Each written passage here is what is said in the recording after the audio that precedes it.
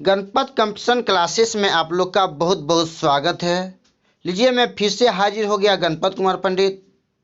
आज फिजिक्स का चौथा चैप्टर लेके आया हूँ, जो कि एग्जाम के इंटरव्यू से बहुत बहुत इम्पोर्टेंट है। तो फिजिक्स का हम इससे पहले 3 वीडियो अपलोड कर दिए थे। आप लोग जिसने नहीं देखे हैं तो प्लीज़ से देख लीजिएगा उसको। तो आज का टॉपिक स्टार्ट करते हैं, गुरुत्वाकर्षण।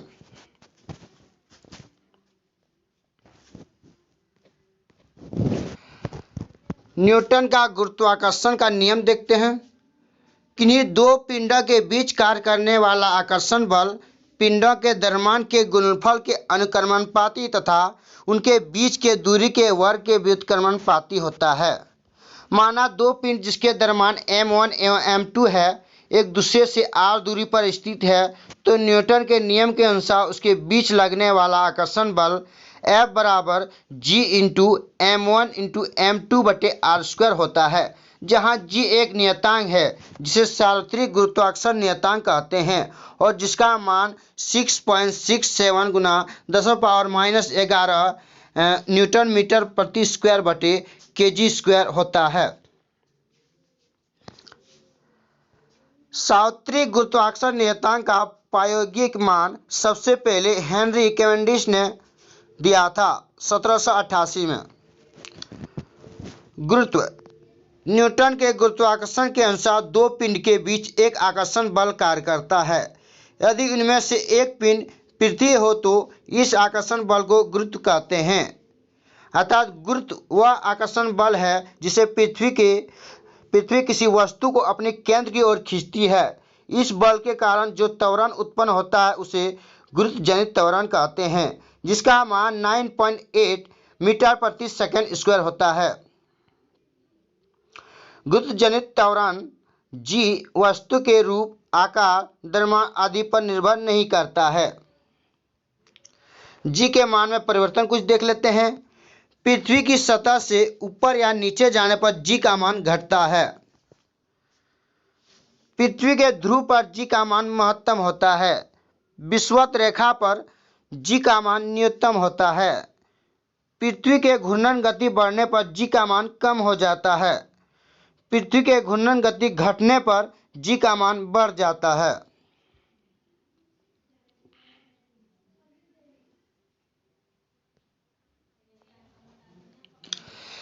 यदि पृथ्वी अपनी वर्तमान कोणीय चाल से 17 गुनी अधिक चाल से घूमने लगे तो भूमध्य रेखा पर रखी वस्तु का भार शून्य हो जाएगा, यानी वहां भारहीनता की स्थिति हो जाएगी। लेकिन ध्रुव पर जी के मान में कोई परिवर्तन नहीं होगा। ऐसी स्थिति में दिन की अवधि 24 घंटे से घटकर 1.4 घंटे यानी 84 मिनट की हो जाएगी। यदि पृथ्वी अपनी कक्ष के परितः घूमना बंद कर दे तो जी के मान में ध्रुव को छोड़कर शेष सभी स्थान पर वृद्धि हो जाएगी। लिफ्ट में पिंड का भार। जब लिफ्ट ऊपर की ओर जाती है तो लिफ्ट में स्थित पिंड का भार बढ़ा हुआ प्रतीत होता है। जब लिफ्ट नीचे की ओर जाती है तो लिफ्ट में स्थित पिंड का भार घटा हुआ प्रतीत होता है। जब लिफ्ट एक समान वेग से ऊपर या नीचे की गति करती है तो लिफ्ट में स्थित पिंड के भार में कोई परिवर्तन नहीं होता है। यदि नीचे उतरते समय लिफ्ट की डोरी टूट जाए तो वह मुक्त पिंड की भांति नीचे गिरती है। ऐसी स्थिति में लिफ्ट में स्थित पिंड का भार शून्य होता है। यही भारहीनता की स्थिति है। यदि लिफ्ट के नीचे उतरते समय लिफ्ट का त्वरण गुरुत्व जनित से अधिक हो तो लिफ्ट में स्थित पिंड अपने फर्श से ऊपर उठकर उसकी छत में आ जा लगेगा।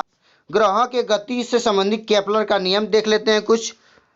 पहला चलते हैं, प्रत्येक ग्रह के चारों ओर दीर्घवृत्ताकार कक्षा में परिक्रमा करता है तथा सूर्य ग्रह की कक्षा में एक फोकस बिंदु पर स्थित होता है। प्रत्येक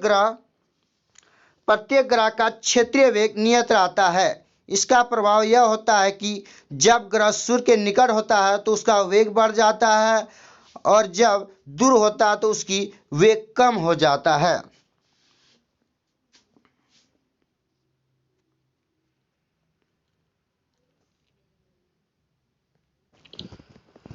सूर्य के चारों ओर ग्रह एक चक्कर में जितने समय में लगाता है उसे उसका परिक्रमण काल यानी टी कहते हैं।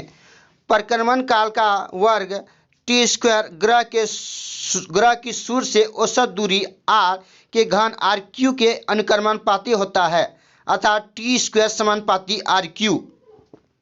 अर्थात सूर्य से अधिक दूर के ग्रहों का परिक्रमण काल अधिक होता है।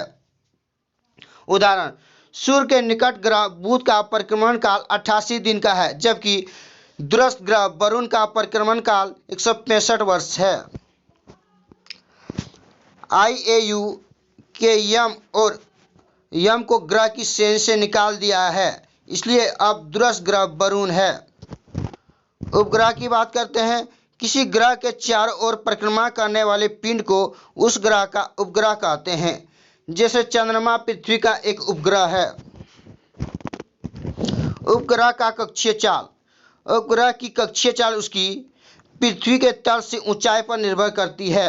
उपग्रह पृथ्वी तल से जितना अधिक दूर होगा उतनी ही उसकी चाल कम होगी।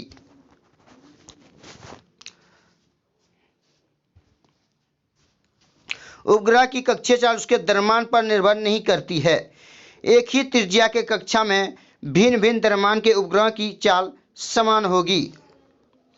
पृथ्वी के तल के अति निकट चक्कर लगाने वाले उपग्रह की कक्षीय चाल लगभग 8 किलोमीटर प्रति सेकंड होता है। उपग्रह का परिक्रमण काल। उपग्रह अपनी कक्षा में पृथ्वी का एक चक्कर जितने समय में लगाता है उसे उसका परिक्रमण काल कहते हैं। अतः परिक्रमण काल बराबर कक्षा की परिधि बटे कक्षीय चाल।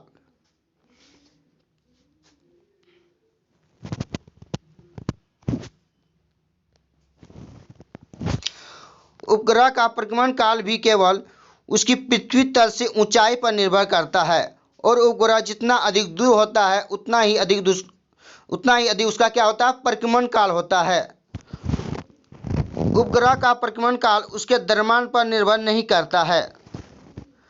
पृथ्वी के अति निकट चक्कर लगाने वाले उपग्रह का परिक्रमण काल 1 घंटा 24 मिनट होता है। भू अस्थायी उपग्रह। ऐसा उपग्रह जो पृथ्वी के अक्ष के लंबवत तल में पश्चिम से पूर्व की ओर पृथ्वी की परिक्रमा करता है तथा उसका परिक्रमण काल पृथ्वी के परिक्रमण काल 24 घंटे के बराबर होता है, भू अस्थायी उपग्रह कहलाता है। यह उपग्रह पृथ्वी तल से लगभग 36,000 किलोमीटर की ऊंचाई पर रहकर पृथ्वी का परिक्रमण करता है। भूतुलकारी कक्षा में संचार उपग्रह स्थापित करने की संभावना सबसे पहली आर्थर सी क्लार्क ने व्यक्त की थी। पलायन वेग। पलायन वेग वह न्यूनतम वेग है जिससे किसी पिंड को पृथ्वी की सतह से ऊपर की ओर फेंके जाने पर वह गुरुत्वीय क्षेत्र को पार कर सकता है, मतलब कर जाता है। पृथ्वी वह वापस नहीं आता। पृथ्वी के लिए पलायन वेग का मान 11.2 किलोमीटर प्रति सेकंड अर्थात पृथ्वी तल से किसी वस्तु को 11.2 किलोमीटर प्रति सेकंड या इससे अधिक से ऊपर किसी दिशा में फेंक दिया जाए तो वस्तु अपने पृथ्वी तल पर वापस नहीं आएगी।